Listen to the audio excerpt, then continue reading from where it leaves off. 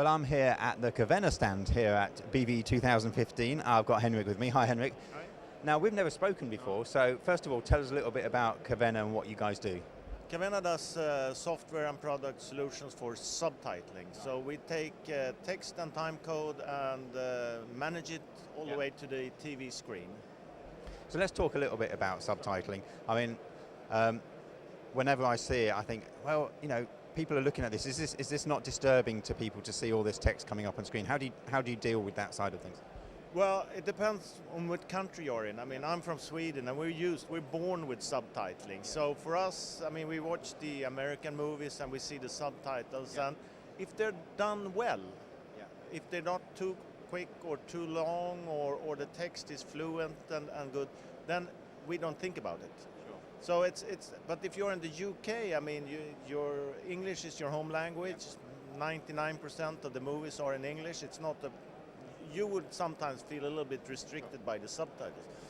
Then go to Asia, where subtitles is a key selling point. I mean, if you're an Asian broadcaster and you're sending out a movie, you probably have a choice of 6 to 8 different languages. So the viewer sits at home and says, am I going to see Mandarin or Indonesian subtitles, etc. So there we're all good to go with it. And subtitle, of course, is not always used just for translation. There's many other reasons why you'd be using subtitling for hard of hearing, for example. Yes, hard of hearing, and there you have a choice. So you either have the subtitles on the screen or not. And that's a big help for people with hard of hearing difficulties.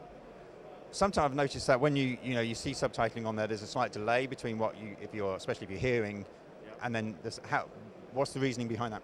That's live subtitling, and it's kind of complicated because you have somebody sitting and typing and maybe doing a translation at the same time. So they have to listen to what the president of some foreign country is saying, type in, press enter, and then it has to go through the chain at the broadcast station, and then they might come up a little bit delayed, and that's live subtitling.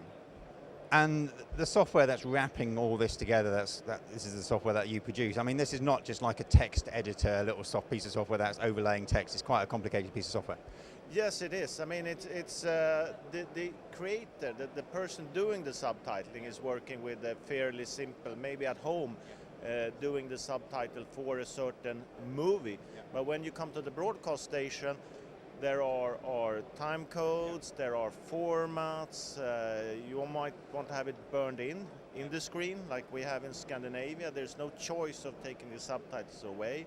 Or you might want to generate DVB bitmaps, so that there's a choice to put them on the screen or not. So it's kind of complicated with all formats and different type of time codes, etc.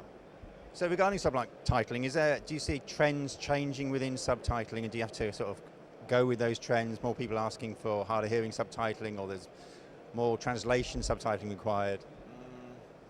Well, in our business, we do hope that dubbing would go away, but it still seems to stay there. I mean, we prefer listening to the original. As when you're in Paris, you go for a movie, version originale. But the subtitle stays. The price pressure on the actual, for a broadcaster, the big cost is the salary cost for the person doing the actual translation or subtitling. And that is, of course, being under price pressure and so forth. So I would say that the subtitles are sometimes just 2 rows of text. It's not always the quality that used to be there, that they are the correct length, etc. So there is definitely a price pressure, both on the content, so to speak, and also on making it simpler. I mean, not having specialized equipment and a lot of breaks in the broadcast chain.